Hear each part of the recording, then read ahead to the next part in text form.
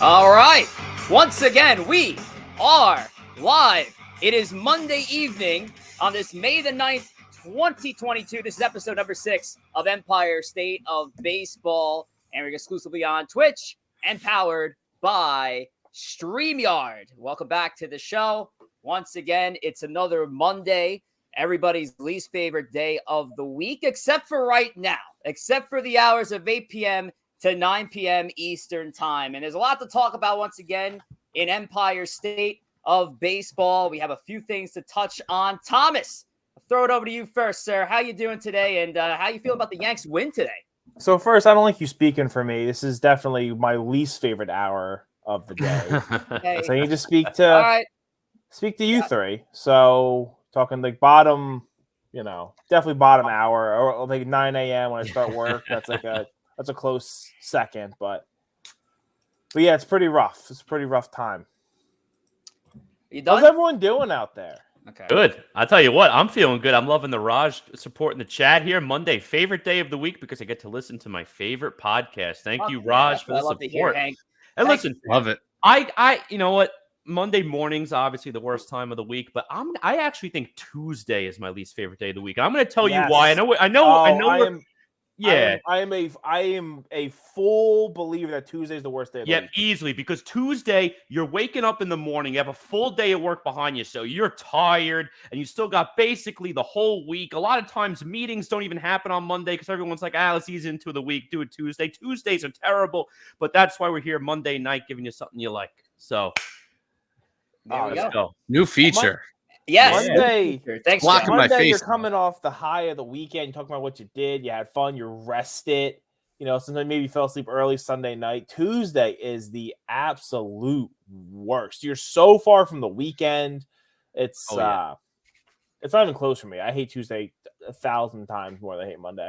Yeah, Tuesday, Wednesday is a rough one. Monday, as Corey beautifully mentioned, of course, people coming back into the weekend, so you're settling in. But so maybe Monday isn't everybody's least favorite day of the week. Well, still sorry mine. for making an assumption because of you. But sorry for making an assumption. Joe, how you doing today, bud? I'm doing well. Excited. My Mets are in first place, and just keep rolling, keep rattling these series wins off, and can't do anything but help enjoy it. Yeah, second best team in the city. Joe made mention to a new feature here on the show that we discovered last week at the end of the show, and it's fun. And guess what? Your comments on Twitch are not going to go unwarranted, people, because we're going to find a good one and put it up just like here. Raj H7191. Monday is my favorite day of the week because I get to listen to my favorite podcast. Of course, Corey mentioned that before. But it's cool. So further engagement with our Twitch audience. We thank you so much. But Tom, before we get into our first topic, how do our listeners check in on us on Twitch?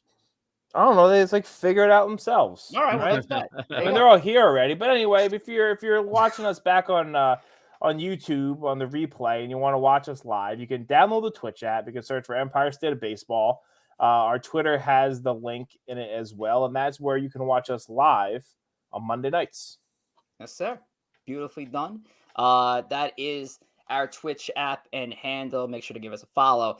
You know who I hope doesn't give us a follow here, boys? I mean, it'd be kind of a cool follow, but I don't want him anywhere near our show.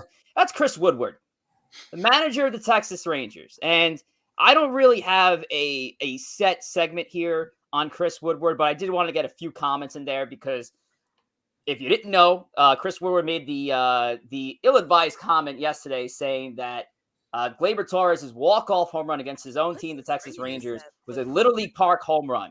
And whether you agree with it or not, it is an age-old, tired act. And it's something that is unbecoming of a manager in baseball, a guy who's been in the game for over 20 years. It's something I more expect from a WFAN caller. And I'm hearing it from Chris Woodward, who's hit 33 home runs in his career. And I guarantee you, it's not Dave Winfield, 450-foot blast. I bet they are wall scrapers, too. And let me He has never hit one in Yankee Stadium. What was that, Tom? He's never hit one in Yankee Stadium. That's a good point. Never hit one in Yankee Stadium. And here's the thing. That Gleyber Torres home run would have left 26 out of 30 of the ballpark. So, including Chris Woodward's own home ballpark at Globe Life Field. So, Chris Woodward, you can shut it with your bald head and your science teacher turned Vince Ed teacher look.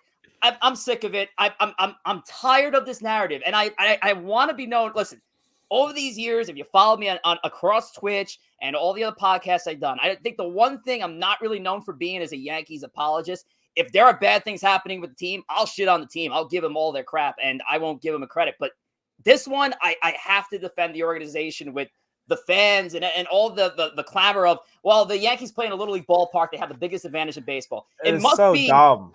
But here's the thing. It's dumb because biggest advantage in baseball, they've won, and this is going to sound a little bit backhanded, but they've won one championship since the ballpark opened. So clearly it hasn't really worked out that well for just that team. The stadium's had the same dimension since 1976.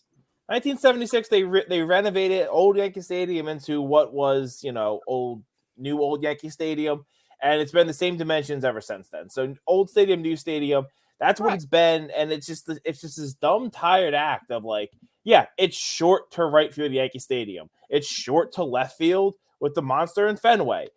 In Wrigley, the wind blows and balls go out. Like every park has its own thing. It's the lamest. It goes right up there with the Yankees buy their championships. It's like the tiredest. Like it's the lowest hanging fruit when it works both ways. There are a lot of games I've watched where the Yankees were not the benefactors of that right field short porch, and I'm not gonna deny it. It's an advantage. Yes, it is. Absolutely. If you shoot it in that right field power lane, most likely ball's going out. I'm not denying that. But for a manager of all people to sit there and say, well, it was a Little League Park home run, where in the very next game on the same night, your own player hit a ball that was even shorter distance than Gleyber Torres' walk-off home run. And that helped out well because you guys won the game. Where you would tell him when he came back to the dugout, oh, nice home run, kid. Wasn't what I was looking for, but very cool. Chris Woodward, you can go scratch. Had enough of you. Complain about Tatis 3 years ago or 2 years ago with the 3-0 grand slam swing. Tired act. I'm tired of Chris Woodward. I'm tired of the same narrative. Corey, Joe, I went to drink. Hey, Chris Woodward was a Met great. Again, Raj calling out facts. I remember playing MVP baseball with Chris Woodward on the Mets. But listen, I'm going to throw out a stat out there. This is a very interesting stat and one that I just realized tonight. FantasyPros.com. They have a statistic showing a home run factor per ballpark. And the way they grade it, a 1.0 is considered the most neutral park you could have. And looking at these stats here, guess where the Yankees, just take a wild guess, where do the Yankees stand on this list? Yankee Stadium, I should say. They're like 20th. A little higher, but they're 13th. And you think the other way around. Yeah, and you think Yankee Stadium, and again, left field, sometimes there are some home runs where it looks like it's going to be a fly out, but the ball's so high in the air, it carries and dunks in the second row. But they're only ranked 13th on this list. It's not like it's a Little League park where you're getting home runs at an astronomical rate. Yankees with this stat, 1.044, ranking at 13th. And Citi Field, a lot of people think Citi Field suppresses power. I mean, it did back in the Great Wall of Flushing days, but Citi Field is ranked 16th at 0.978. So if you actually look at these stats, both New York teams relatively neutral when it comes to home runs. So it's not like it's a Little League park, and we have the not stats even not even that. So I know beyond the Fantasy Pros, StatCast has an entire park factor. If you're a Yankee fan, you've heard David Cohn bring this up before. Yankee Stadium ranks 21st out of 30 teams in park factor for giving up more runs. They are literally tied with Citi Field. They're with them. I think they're technically below them. So Citi Field actually gives up slightly more runs just based on the stats that they have going on here. But yeah, it's just a tired narrative. It's just a lazy narrative of it's a Little League park, and it's just like, grow up. Joe, don't embarrass yourself right now. Just if there wasn't some truth to it, you guys wouldn't be this upset. All right, and let's be real. Left field and left center field. I seem to remember last week you getting a little upset about the Mets' first no-hitter. There seemed to be some truth to that, Joe. No, but let's call a spade a spade. Listen, the Yankee Stadium to left field is extremely fair. There is no question. It is unfair. Is a cavern? No, it's completely fair. But the left field porch is a joke, and it is a difference between the old Yankee Stadium and the new Yankee Stadium. Just because the number in the corner is the same doesn't mean the wall split out the same. The wall in the new Yankee Stadium is much flatter, and I believe it's a few feet shorter than the old Yankee Stadium. No, it is not. It's the same dimensions. It's the same dimensions as the old stadium. It's not. No, right. Yes, in the it is. Old Yankee Stadium It was 385 to right center. It's only 371 to right center for the Yankee Stadium. I don't know why I'm looking at the two comparisons right now, but it's the same dimensions as the old stadium. It is an advantage for the Yankees usually because they move the fences up when the Yankees hit, and then when the Rangers hit, they push them because back. you build your team around your ballpark. That is the advantage that you have, and up until recently, the Yankees did that for years. And it was just this past offseason where they said, okay, we need to figure out a way to take more advantage of it. That's why Rizzo is here. And that's why they tried to get Odor. And that's why they tried to get Gallo. They didn't realize Gallo can't hit. You actually have to make contact with the ball to get it over the short porch. But the Yankees have benefited this. Look how many players that were moderate Yankee players that took advantage of the short porch. Nick Swisher and Didi Gregorius are prime examples. Dead pull, short porch attack in monsters. That's what they did. And when they left, they weren't nearly as good because their swings were tailored to that ballpark. That is part of home field advantage. Yes, both teams can take advantage of the ballpark when they play there. However, when you tailor your team to it and when you literally build your swing to attack that short porch 82 games out of the year, you have an advantage over anybody who comes in there.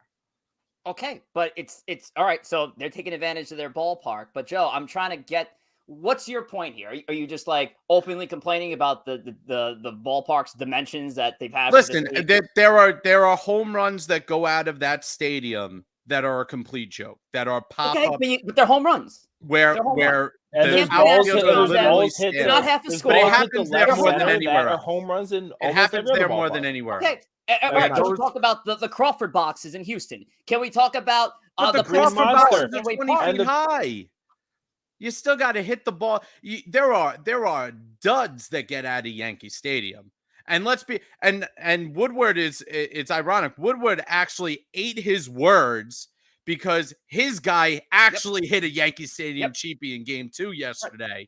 And so it was kind of ironic that he called Glaber's, and then the next game, I think it was Eli or Ali or something that hit it out, and that one actually went like 318 or something like that. The Rangers hit 2 home runs yesterday in game 1 and game 2 that both just got out of Yankee Stadium, and they were both shorter distant home runs than Gleyber Torres' bomb. I can't even say bomb, but Gleyber Torres' walk-off home run in right center field. Listen, I've never, and this was my problem with the juice balls. Okay. I've never liked when a stadium rewards poor contact. And Yankee Stadium for lefties sometimes rewards poor contact. That's the truth. A 315-foot pop-up goes out a lot of times in Yankee Stadium when it's hit by a lefty. In other stadiums, it doesn't do that. So, and this was the problem with the juice ball. You saw times where balls would get out on complete mishits, where players even thought they popped the ball up, and the ball ends up flying over the wall. That's the only thing I'm saying. I understand why Yankee fans like it. It's just from an outside viewer, sometimes it's like, really, that ball went out? Like Yankee fans have been hurt by the short porch more than anyone else. Yeah. They play in this. It's also exactly. It's also hurt us. There's been games where balls have just gone over that wall. We've seen, not that David Ortiz has a hard time hitting home runs, but he hit some ones that you're like, damn it, you pop that up and it got out. That's a stadium. The stadium has been that way. Even before the renovation in the 70s, it was even shorter. But back when Babe Ruth played, it was like 280 down line. It was insane, or 290. Robinson Cano was another one. He was a Yankee state. He abused that left field corner. If you look at the distances that he hit balls out, I mean, there were times where that ball got into the first person's lap, and that was it. That ball would not have been. Can we note, and I don't blame them, but can we note that Citi Field brought their fences in like after year 1? Yeah. All right. Well, City Field was a Grand Canyon. Yeah, City Okay. Field dimensions were I mean, you ridiculous. could not hit a ball out of that if you had a rocket attached to it. Yeah, So, the Great and Wall of and Flush don't Which get me is wrong. equally as dumb. And not I- equally as dumb. It's just it is what it is. Like that is one of the most beautiful things about the sport is that every park is different. Right. And I love that. That like you get Yes. you Yeah. you can Yes, build your I team love to that. your park, but you also you do that in other sports as well. If Well, that's why the Mets you're a built their team, stadium the way they did was because they had a great pitching staff when they were getting ready to build that stadium. Now it's Baseball. sapped it David was Wright's unfair, and the power. Mets and the Mets cheated by putting their stadium together, and they should be ashamed for it. Is what you're saying, Joe? No, It was disingenuous, and they were building. They built a team they built a stadium to the team that they had, and I think didn't work. It's egregious. It didn't work for Well, them. obviously, it didn't work. The Mets did it. Oh, God. All right. The We gotta Wilcons did it. keep it moving because we can go on and on and on about the dimensions, but I'll wrap it with this point. It's the beauty of baseball. I think all four of us can agree of it. The other three core sports, it's a uniform ball. It's a uniform stadium, uniform dimensions. And I think that's what's cool about baseball. It's the uniqueness of the game. Having a Fenway Park, which is like weird down the right field line, having Wrigley Field, kind of like even dimensions, having the PNC right field that's short, or the Houston's left field that's kind of short. They should bring back the berm at Houston. They should bring back the berm. Bring back that was the greatest feature of any. Now we're outfield. talking with the polo grounds. That's what we need back. There you go. I like that example, Corey. And that's a landmark. That's considered one of the most And you don't. historic You teams probably ever. don't get the Willie Mays catch if every stadium is the same, because that ball was probably over 400 feet from home plate at that point. That catch was also overrated. Well, listen, you long term in the modern game, the polo grounds would have never survived. I mean, it was also like 250 down. It was line. too extreme. Is also very overrated, but that's for another time. All right, so let's move on to an actual scheduled segment here. And listen, obviously the show is Empire State of Baseball, and we get the Empire part, the Empire State part. That is, we're in New York. But the state of baseball part, I mean, it does come into play. We are all baseball fans at the end of the day. We watch plenty of games that are out of town, and we know what's happening. But I'll bring it back to the tri-state area here, and I'm watching. I'll tell you, I'm sitting in my car in Jersey, attempting to watch Game 1 of the Yankee game, and I find out that the game's on Amazon Prime. Went to the Yes app, got no game there. So now, all right, Amazon Prime it is, or Prime Video. Never had Prime Video in my life, so I just went to my Amazon app and just thought, hey, maybe I can just connect from here. No, actually need to download the app. So download the app. All right, we're already a couple steps in to watch a free baseball game. I have the Prime Video app up. Now I got to log in. Oh, I don't remember my login. I haven't logged in Amazon in years. So now I have to reset my password. I'm already doing too many steps here to watch free baseball.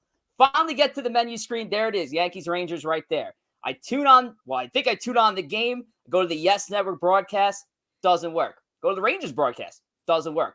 Turns out because I'm in Jersey, I'm zoned out from watching the Yankees. In Jersey. I think you did that wrong because I watched that game on Amazon in New Jersey. And I fucked up. Well, I mean, obviously.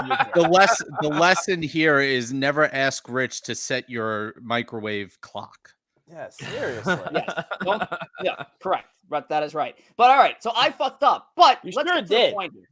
Let's get to the point here. The point here, Rich is an idiot. Okay. I'm not the only one who fucked up here because I think MLB fucked up here. With the deals happening with NBC, Peacock, Apple TV Plus, Amazon Prime Video. I mean, you guys can tell me. Did baseball make the right move here and with these streaming deals? Obviously, they're making a shit ton of money on it, but are we driving real viewership by going to these streaming platforms? Listen, No. they're doing it. I know why they're doing it. They're trying to reach a younger audience, and they're thinking. Well, they're also doing it for money. I mean, money is the main money is the main reason. They'll say they're doing it to attract younger viewers, but money is the reason why they're doing it. And listen, the problem with me with all of these apps is there's too many of them. If you're going to do a streaming deal, have it with one service and stick with it. You have to have this app, this app, this app, this app. I'm over here trying to reduce the amount of streaming apps I have. I'm about to delete my Netflix account because I finished Ozarks. I don't want to have to download Peacock. I have Apple TV, but when I have to pay for it in 6 months, I'm going to delete that probably too. I don't want to have 20 million apps to watch a baseball game. There should be one. Yeah. Make one app, make an MLB TV app, And if you want to run it through a service, pick one provider, whether it's Peacock, whether it's Apple, and have them provide the service. And it really should be that simple. And I feel terrible for the older baseball fan, like one of our parents or our grandparents, who my mom doesn't even know how to turn the flashlight on her phone. She's going to know how to download Apple TV and set up an account and watch the game. I mean, come on. I feel terrible for the older audience, especially. Oh, yeah, I mean, the problem is MLB overplayed their hand on this. Even with the weird part is that the TV contracts are non-exclusives. Most of the time when the game's on MLB Network, sometimes on ESPN, TNT, TBS, whenever, I think it's TBS. A lot of times when the games are on there, FS1, they're non-exclusive. That means that you can still watch the games in the local market. I think the only one is ESPN on Sunday night is the only one that's purely exclusive. But the Mets the other day were on MLB Network, and I watched it on SNY. The problem is they made these streaming services exclusive. And what this does, and with the exclusivity, you're not getting poor games here. You're getting Scherzer's first start as a Met. You're getting Yankees versus Boston or Yankees versus Toronto. You're getting premium games that are put on these schedules for these streaming services. And yes, the older fan is blocked out because at the end of the day, the MLB's assessment is that the older fan is no longer the ones making them money. So it's rough. It's a mistake. They are going to actually lose money, I think, down the road. I know hockey's going through this with ESPN Plus. The first half of the year, the hockey games were unstreamable on ESPN Plus. They skipped and paused and all that stuff. And at the end of the day, you know, the people are going to come screaming, and the older fans, they're going to find out still are the cash cow because they are the ones who pay for cable. They're the ones who pay for these service providers, and they're the ones who watch every single day. The kids on the streaming services that turn into Amazon Prime when Amazon Prime game is on and nothing else, they're not the people who are consuming baseball on a nightly basis. I know we want to reach these guys, but we can do that while at the same time pleasing the fans that are diehard that watch it every single day and without beating them over the head for more money. I mean, listen, like even outside of the streaming stuff, like the cable doesn't always even work. It was only, I want to say well, not only, probably like 4 or 5 years ago at this point, the Yankees, the Yes Network and Comcast had a fight, and I couldn't watch, I have Comcast. I couldn't watch the Yes Network. I had to get a different app. You mentioned hockey. This is, we're not Empire State of hockey. I'm Jersey. I'm a Devils fan. MSG has been off of Comcast, I'm pretty sure all year. I haven't checked again. The Devils have been atrocious, so there's really not a lot to watch, but couldn't watch that. It all comes down to the money, like Corey was saying. And it's almost funny that MLB, which is always the slowest to adopt everything, we just got the umpires with a mic this year to announce calls, where every other sport's been doing it for like well over a decade. And then for the streaming, they're like, oh, money, let's just throw everything and we'll do deals with everyone. Like you said, it is tough, I think, for the older fan, because they don't I know, like, there's no way my dad was able to figure that out. He wasn't watching on, he doesn't have any of those services, and he watches probably almost every Yankee game. And it's a shame that they do it. I know that they do it for the money. And then that we've brought it up a few times throughout like our show. And I just kind of lost my train of thought. So I'm going to try to talk my way back to it. And well, that's because you just got offered Devils tickets for next season. Yeah, I did. No, the CBA, like we just went through this whole CBA. The owners, we don't have money and we don't want to pay players. And then, like, how much money has MLB made off of this deal? And you still have the embarrassing teams like the Reds, who just don't spend any money, and like we don't have any money to spend yet. They're getting how much from the luxury tax, how much from Apple, how much from Amazon, how much from ESPN.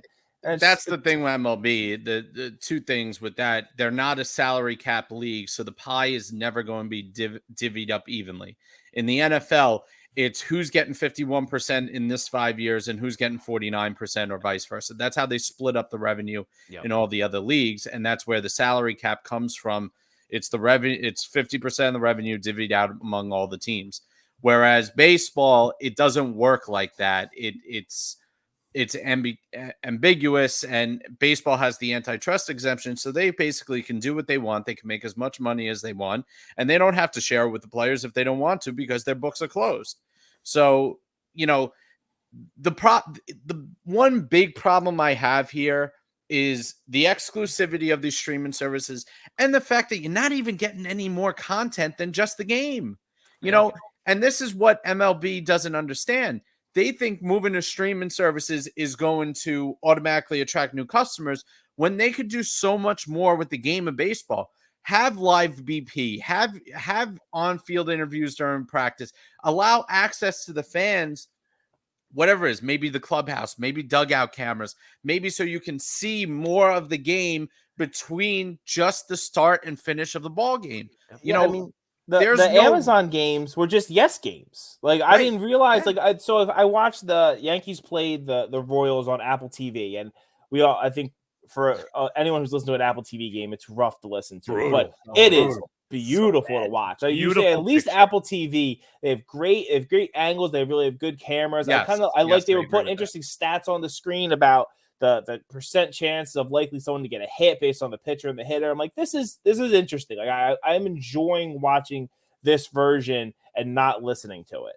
The announcers are brutal. They're terrible. Amazon, they're so bad. Amazon was just a yes broadcast. That's all it was. And yes, it was. I forget where I heard this the other day, but it's the Apple TV is an MLB deal, so everyone has to go on Apple.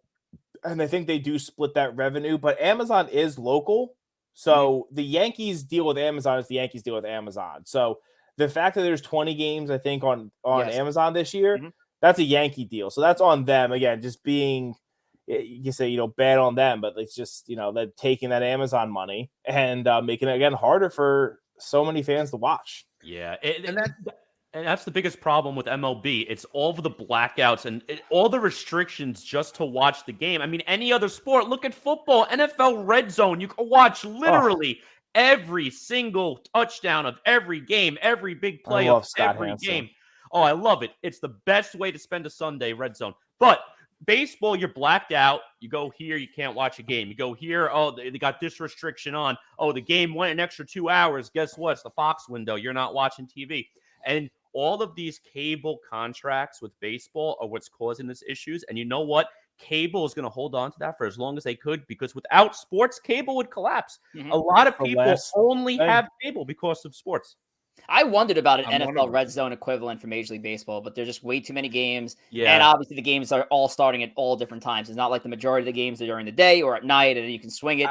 Even if it's on an everyday basis. I think you need to do it, not exactly. I know it's like keeps getting copied, but the Manning cast type formula, I think that's almost how you'd have to do a Red Zone, where the announcers are more involved, where with actual Red Zone, Scott Hansen doesn't really get involved too much. He has a couple things. He has his sayings that we all love. He has the Octobox. Yeah. He has a 7 hours of commercial-free football. Witching hour. But like the witching. Oh God, I love Scott Hansen so much. But like for baseball, I think you need But for baseball, I think you need something else. I think you would need some really engaging announcers to be involved with that. I think it possibly could work, but it just depends how they'd want to do it.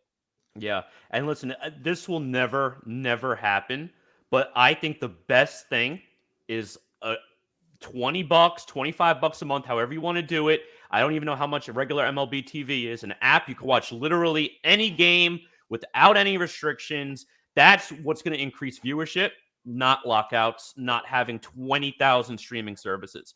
Make it free for everyone to watch. Well, free in terms of no restrictions to watch. And also think outside the box. Sorry, Tom. Just to think outside the box too. Something like the Field of Dreams game is awesome. And I want to see more of that, just in-game stuff. Like, put the focus back into what's on the field instead of working out these streaming deals and whatnot. Just give more fans a reason to tune into the game, make the game fun. I mean, that's obviously a very generic way to put it, but something like that was a big game awesome, and generated so many viewership. Generated so many viewers last year for that one game. And again, NHL does it again with the Winter Classic. You know how brilliant of a marketing thing that has become. I mean, it's fantastic. I think MLB should find different ways. Maybe one day have a quote unquote Oh, Sandlot I love kind of that. game I love that. in an inner city that you could find and you could kind of build out where you could fence it off and Have the players have wear some street clothes. I'm in. just stuff like that. I don't know if we're getting that, guys. Being creative and Field of Dreams I feel like that Field of Dreams is closer. We're gonna get to something like that, yeah. which I did think was awesome. The Field of Dreams game was, although heartbreaking at the end, it was so cool to see. Yeah, Yes. definitely a very unique game to watch. And listen, I agree. I would love to see more stuff like that. And listen, we'll see what comes up. But anyway, fans, again, if you want to continue to talk to us, let us know how you feel about streaming. Keep us in the loop and follow us on Twitter at ESB Podcast. And you can follow each of us individually. Myself at G Gory, Joe at JR Pugs, Rich at Rich J Rivera, and Mr. Tom himself at Wospil 54. No longer. Now it's T Wospil. Oh, T Wospil. change. Oh, the big change. The big change that we went through. The big change. Yep. Well, there we go. We got the big change. So follow the big change at T Wospil. That'd be a good. I wonder if that's available. The big change. The big change. Probably like it. not. No, you just got to change to the Wospil Gospel. I mean, I love it. The Wospil Gospel. That's the perfect tweet. That's the perfect Twitter handle. And listen, you could have like a Sunday segment, Wospil Gospel, make some sort of prediction or a verse. I love it. But anyway, speaking of segments, here we go. This week's edition of Chooch's Pick of the Week. All right. Once again, let's go to Matt. What's up, my ESB friends? Chooch here with the Chooch's Pick of the Week. We're going to kick it off Tuesday night, starting a series off between the Astros and the Twins.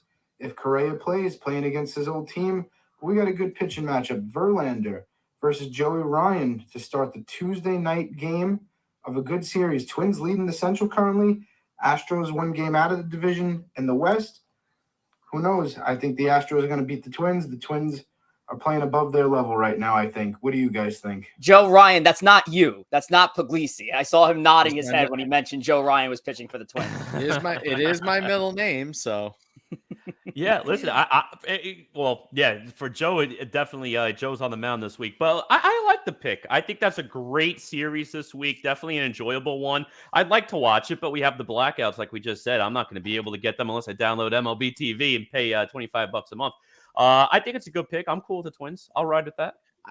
I do agree with Rob here in the chat. We need to keep a record of how Chooch is doing. I agree. I know he picked the Yankees over the Jays last week, and he was the only one that did, and he got it right.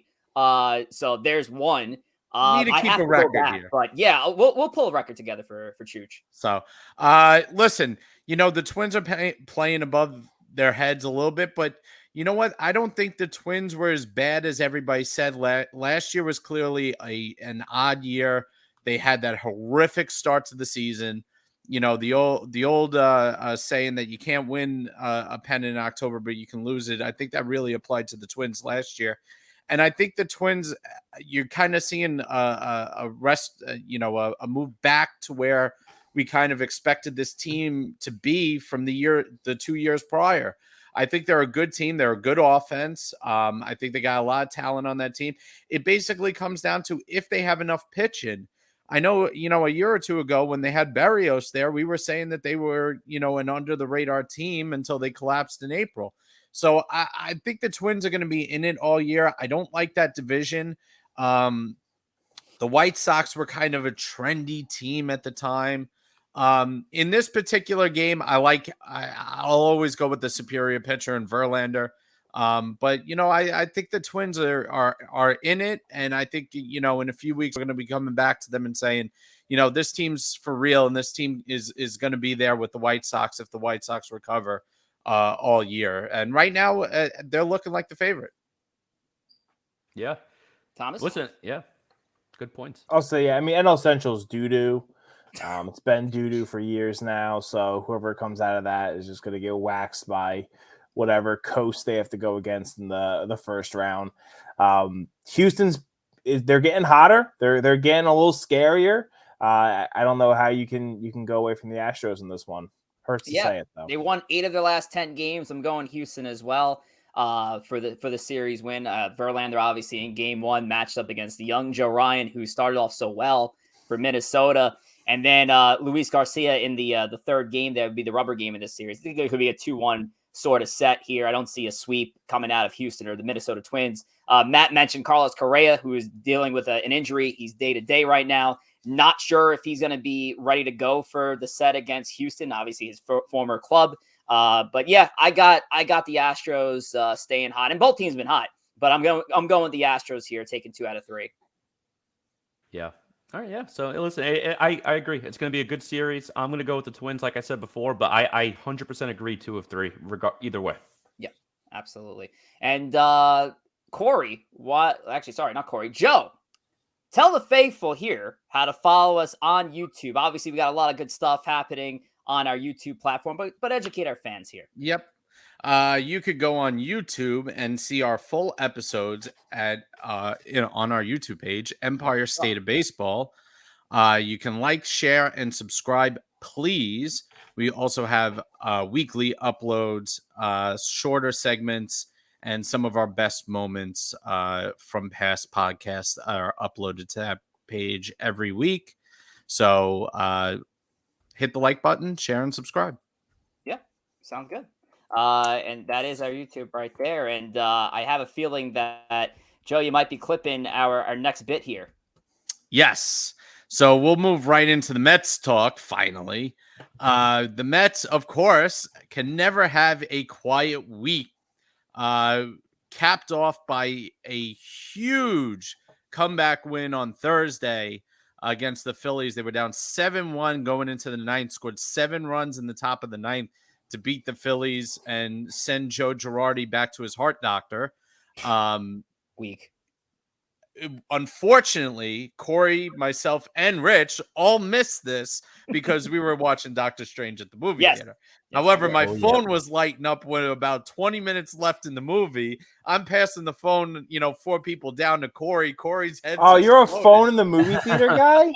Oh, yeah. And Joe is real obnoxious too. I was the guy who passed the phone over to Corey, who's sitting right next to me. You're both phone in the movie theater? I think at that point it was credit. Full blast, too. He had full blast. No, keep the phone away in the movie theater. No, it wasn't quite credits. I'm not usually on my phone in the movie. However, the significance. The significance that my phone was lighting up garnered a quick peek at it. And when you see a 7-run comeback in the top of the ninth flash across your screen, you have suddenly become distracted from the current movie that you are enjoying. Definitely a bit epic. Guys. And I walked out of baby. Oh, I'm freed, baby. Here we go. But yeah, I walked out of the house going to the theater that night. I think it was 5-0. I look at my phone. I was like, well, all right, whatever. It is what it is. We'll get him tomorrow. And then the next thing I know, Joe's showing me the phone while Doctor Strange is doing Doctor Strange things. And the Mets pulled the Doctor Strange. They went to the multiverse and friggin' got these runs. Listen, I love it, man. It was fun. This Mets team, there's like a don't give up attitude. And it all starts, in my opinion, with Buck Showalter running that team. I still say today, the best pickup they made this offseason was getting a legitimate leader. The whole team, at least from my opinion, seems to love him. Even going back when Buck was managing like the Orioles, you have a strong personality, and Adam Jones had nothing but great things to say about Buck. So I love what they did there. It all started off too. Marte running down the line, beating out a tough grounder, just beat it out down the first baseline. That could be a whole different inning if that's a routine ground ball out, if he's not hustling down the line in a 7-1 game at that point. Maybe you don't want to bust a hammy running down the line. I give him a ton of credit for starting that rally. They hit the ball hard. They abused that left field line in that inning. They had one ricochet right off the pitcher's foot, which would have been a double play if they let it go up the middle. So you got a couple, 1 or 2 tough breaks. But other than that, it was legitimate hitting, great approach. The approach of the at-bats this year is totally different. I love what they're doing. Last year, they didn't know what they were doing at the plate. The last few years, I think it's one thing to try and force analytics, but I think they were putting too much stats down their throats in the last few years. And guys are going up in the box like a Jeff McNeil. Jeff McNeil should be a guy who's hitting 15 home runs tops and hitting 315 every season. Last year, he's going into the box thinking this guy's going to go throw this pitch, but if it misses here, he's going to go through this pitch on pitch 2. But if he throws it there, it's going to be down here next pitch. Too much stats. Let the guys hit. And that's what the Mets are doing. Yeah, I mean, this Mets team did look like something out of the multiverse because they have been on an incredible ride this season, and hats off to them. They've been insane. We talk about the comeback in St. Louis in the 9th inning. Now this one, of course, an historic comeback. We did pose the question on our Instagram: is this the best Mets comeback that you've ever seen? And Joe, who didn't even see the game live, said yes. So, Joe, do you truly believe it? Best comeback you've ever seen? No, I overreacted. The best comeback was still on my mom's birthday in, I believe it was 99 or 2000 against the Braves in the 8th. And this is close. That was a more crucial game. That one had playoff against the Braves, lead in the division. The Mets have always been chasing the Braves. But this one's up there. I mean, that one was capped off by a Piazza home run that I thought was going to tear Shea down.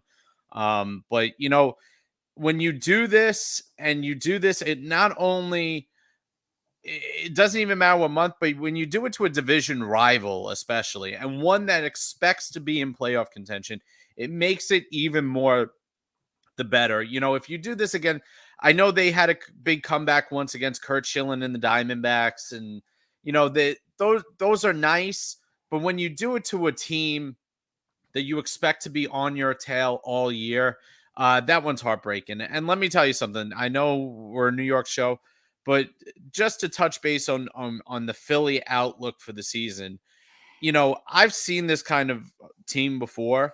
You are in Philly fans for a very, very long season. This team is a brutally poor constructed team. They can hit, they're going to be in it, but the way they lose ball games, you know, is going to be the most heartbreaking ways possible. They might be the worst fielding team I've ever seen in my life. And that's brutal. With JT Realmuto on that team, who's an excellent catcher. And not to mention, they just got no hit by the same team as well. But go ahead. Yeah. It's just a crushing few weeks for the Phillies, and it's not going to get better. Girardi's probably going to get canned at the end of the year. It's not his fault. You know, and they have tried, you know, this reminds me of like the 2013, 2014 Mets where they couldn't play defense. They tried time after time after time to get their bullpen right and could never, ever get their bullpen right. And the Phillies are in the same thing. And what are they doing? They're bringing guys like Familia and Brad Hand, who are Mets rejects. These guys are not winning you a championship. We've been down that road. I can tell you, Jerry's Familia is not winning you a championship in the 8th or 9th inning. It's not happening. You can get there. You can be at the brink, and he will find a way to screw it up. And that is the way this team is built. It's just not a good team, and the Phillies are going to have to deconstruct it after this year and make some drastic changes. And it's got to start with shortstop. As much as I like Didi, it's got to start with finally finding a center fielder. And Schwarber and Castellanos on the same team is just not going to work, especially when Harper's hurt, not playing the field right now. So. And as you mentioned, it could come down to the manager. Tom, how do you like maybe Girardi getting axed and coming over to the Yes Network booth once again? Listen, I'm a pro Girardi guy. I felt when he got fired from the Yankees, it was unfair. I agree. I think it was I just don't think it was the right decision. I think he was a good manager. And you know, I'm also like an anti-Boone guy though. It's just, you know, I don't know. I like Girardi. This Mets team is good though. I'll tell you. I mean, I don't need to tell you that, but it's when you have games. I mean, yeah, there's clip that, Joe. Clip that shit. Clip it. They're the second best team in the city, so it's amazing. But like, you know, you got debut TikTok will be Tom. The Mets are a good team. They're a good team. But no, listen, like I don't know. I think I'm stealing this from some announcer or some baseball person out there, but the idea that you have, right, you almost have like 3 parts of your season. You have 60 games where you're going to win. You play 162 or not 60. I got that math wrong. Whatever the numbers. A third of your games, you're going to win convincingly. A third of your games, you're just going to lose because even the best teams lose 50, 60 games. And then you have that middle of like, they're close games, you win, you maybe late, you get runs scored. This was a game that the Mets lost. The Mets got beat in this game, and they just clawed their way back. I think this is the kind of game that really the Mets, I feel like this season have had so many of these galvanizing moments with getting hit so many times, and then kind of the little fight pushing match with St. Louis. Now that you have this, I think they're really just building up these like team character moments that could help them down the road. We were kind of joking a couple weeks ago of a Subway Series, and we're still so far away from that, but these are if it happens, my God, even just the regular. I mean, we at least get the regular season Subway Series. Those games are gonna be lit. Those are gonna be wild. Awesome. What a debut Oh season. boy, that might have wild. to bring the group trip back to the Subway Series this year. Yeah, keep going this you way. never know. I absolutely agree. But you know what? The most encouraging thing about the Mets is, in terms of their offense and their no say die attitude, they're not doing it with an over reliance on the long ball. They doing it by stringing hits together, by not giving up, by hustling on the base pass, by going first to third. Lindor led that in and off with a home run, but the rest of it was stringing hits together, hit after hit, moving base runners along and putting themselves in a position where they could score. So, they're not doing it by hitting 4 home runs in an inning and saying that was our offense for the day. They're grinding out at bats and grinding out hits, and that's sustainable sometimes. Yep. And I think the Yankees especially have learned this in recent years. The power fades at certain times of the year. You see the increases in the summer, and I think the last few years, left center, Yankee Stadium, the power fades there usually, generally. But you know what I mean. But when you have an over reliance on home runs, that dries up. When you have an overabundance of players that have swing and miss, that dries up. The guys who make contact, they're going to go through their slumps. But when you have 3 or 4 of those guys, they're going to string hits together, and that's how you're going to score and win ball games. That's how the Astros did it for years. That was a team that hit the crap out of the ball, and that's how they won, is because they had a lineup, and the Royals did the same thing to the Mets in 2015. They had lineups that never say die, and they grinded out at bats and strung hits together. Yep. So. No, it's been very fun to watch this team. I give nothing but credit. And listen, I want to go back to the comeback real quick. 7-1, at least for recent Mets, like of the last 10 years, this is the one that definitely sticks out. It's a huge comeback for the team. And I really, last few years, the Mets, sure, maybe in the beginning of the year, a little bit exciting. Last year, they were in it up until the deadline, and they start to fall apart. But this team is so different, so much fun to watch. And if I look back at some of the different comebacks in my lifetime, one that also sticks out, ironically, I was also leaving a movie theater for, and then I'm going to go back to 2006 when Wright hit one off Rivera over Damon's head in center field. I was leaving the movie theater again. So moral of the story, whenever the Mets are playing, I have to go to the Atrium in Staten Island and watch a movie because they seem to have some good comebacks there. But is there a big Marvel movie coming out in October that we could test this theory on? Well, we got Thor coming out in the summer, so we can do a trial run. Yeah, we'll do a trial run. Yeah. Thor. I want to give back 2 more comeback stats, actually, okay, Rich, before we hand it to you. Yeah, of course. One, this even though it's such a large comeback in the 9th inning, still the Mets' best comeback is going to be 1986. All right, Game 6. Gets by Buckner. Nothing's going to beat that for the Mets unless they do something similar this year. Joe, what the fuck were you thinking? Regular season. And then one. Also, to be fair, it's a comeback on an error. That's still a comeback. I mean, listen, that you can't rip on that game. It changed the World Series. That was Game 6. The Mets were down. No, you guys lost the that Mets, game. I think it was the Mets had a 2-strike count with 2 outs 18 times, 18 separate pitches that game could have gotten put away on them or something ridiculous like that. But we're talking about largest regular season by sheer quantity of runs. Yeah. In the baseball multiverse, the Red Sox would have won that World Series, but that's not how it works. Speaking of which, at non-baseball note, also non-spoiler note. Mookie Wilson pulled the Dr. Strange and gave the one. He looked at Buckner. There's one way we win this World Series. That's if you just absolutely blow it. Non-spoiler note, Doctor Strange 2 was phenomenal. If you haven't seen it yet, go check it out if you're into Marvel. It was a fantastic movie.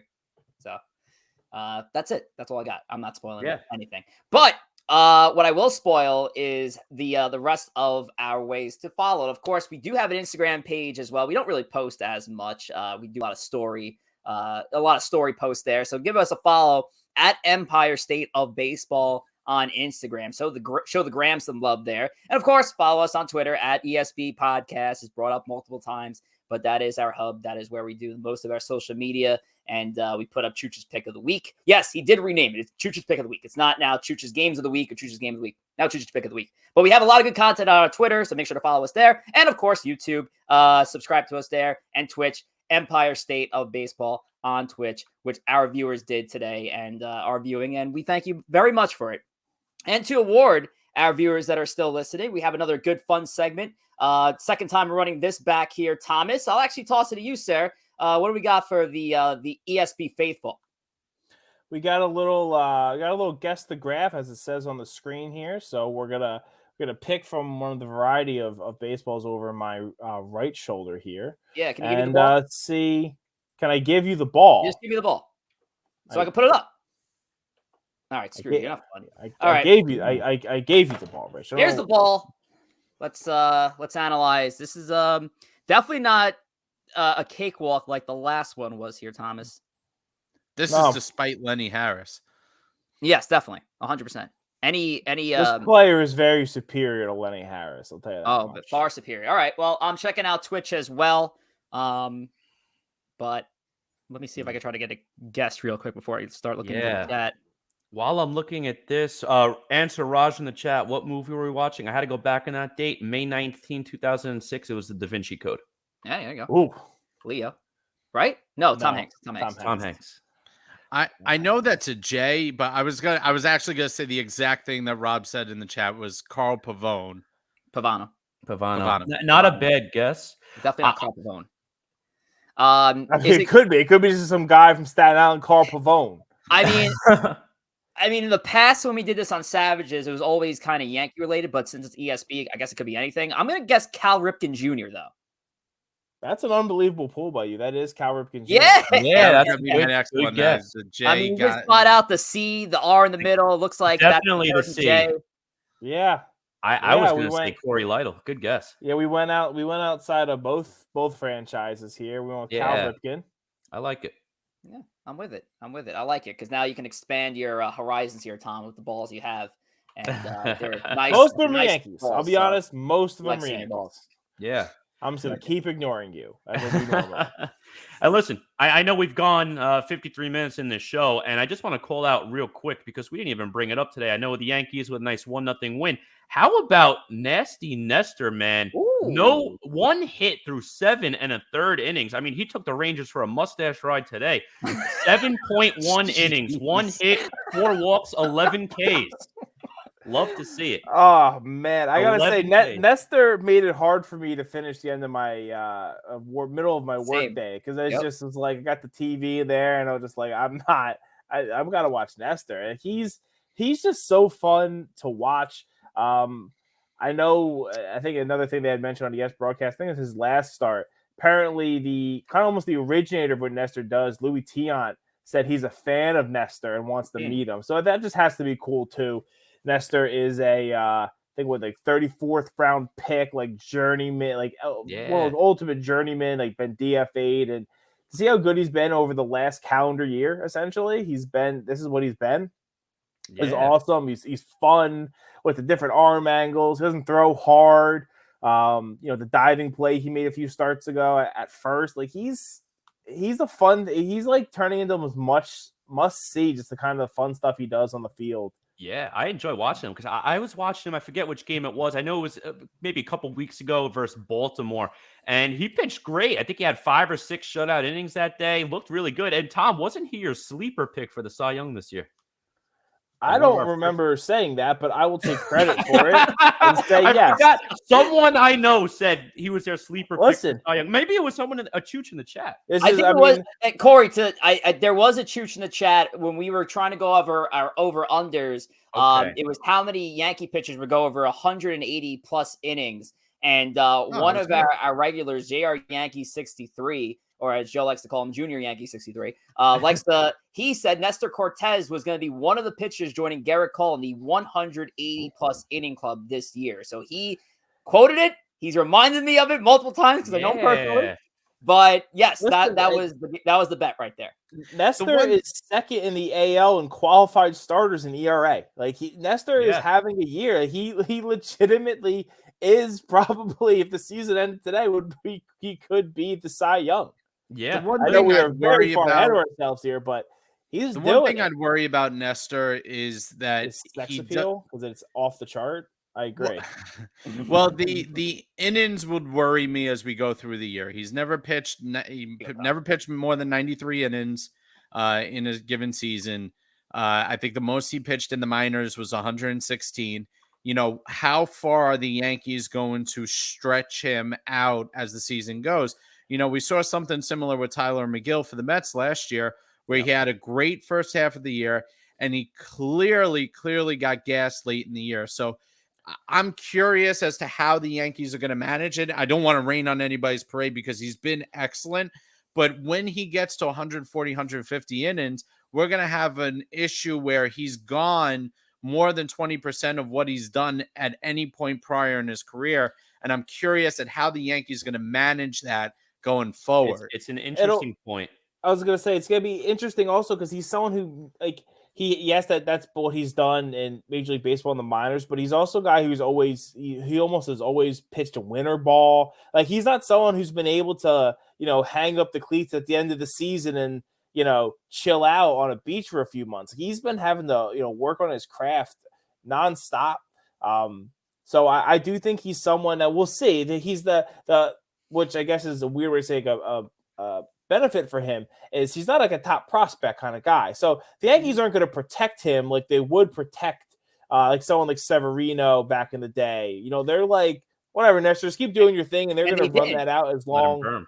And Tom, they didn't, because this is his third stint with the franchise, but surprisingly young. I mean, I just thought after you kick around the major leagues for a couple teams, I'm already thinking you're in your 30s. Nestor Cortez is 27 years old, and unbelievable season, 1.41 ERA in 32 innings pitched. Nasty Nestor, baby. Yeah, you gotta love it. Him and McGill are very. It's kind of funny how they're paralleling each other for each of our teams. Because they're in a similar situation. I mean, not a top prospect, kind of one of those guys they expected to come and be a place filler, and they've pitched excellent for both of their respective teams. They've now put themselves in conversation of being part of the team long term. Yeah. And now as that becomes a reality, the teams are going to have to manage both of them and actually start to say, okay, well, this person who we thought might be a fifth starter on a best day or a middle mop-up guy, these guys are now part of our future plans. How are they going to manage that going forward? And, what are we going to see, come end dog days of summer and September when we're in playoff races and we need innings from these guys? Yeah, we'll see what happens. But that's the exact comparison. And Joe took the words out of my mouth, because these two players for both the Mets and the Yankees are probably the unsung heroes for both teams. Mm-hmm. I mean, Nestor and McGill, they're out here stabilizing. I don't even want to say stabilizing. They are performing at such a high level for this pitching staff. Nestor, the Yankees are one of the biggest questions coming into the season, at least my side of it, was who's going to be their two-star behind Cole, because Severino, I had my doubts. He hasn't pitched a full year in a long time. Cortez is pitching better than Cole. He's pitching phenomenal. And same thing with McGill. The guy's going out there. He was part of the no-hitter just last weekend. Yeah. I mean, the guy is putting up numbers that you would hope DeGrom is putting up. So I'm very happy with both of these players, unsung heroes. And if we do end up with a Subway Series this year, those two are a big reason why. And we love to see that matchup, and they've lengthened both of those rotations, and they've been a key part of these two teams and their success early on in 2022. Of course, Corey, I think you posted earlier today, or it was Joe, about the Yankees and Mets for the first time have 20 wins, and and no other team exceeded that portion. So that is a cool stat. It's good to see both these teams are doing so well, and it just happens to culminate in our very first season of Empire State of Baseball. Just saying. Saying. But all right, guys, that's going to do it for our episode tonight, episode number 6. Thank you for coming out, of course, to our show. We appreciate it. We'll rotate it around here. Corey, anybody you want to thank or commemorate here on this Monday evening? Listen, I want to thank everyone in the chat. I also want to thank all the mothers out there. Happy Mother's Day. I can't believe it's May. I'm thankful to be here this May and continuing the show with you guys. Of course. Joe? Yeah, thank you for all the mothers out there. And thank you to my wife for being supportive and dealing with me yelling and screaming in the kitchen while she's there quietly. Tom, do I even bother? Yeah, I mean, we can throw it out there for the moms and for Nestor. Yes, absolutely. Definitely shout out to the moms. Love you, Mom.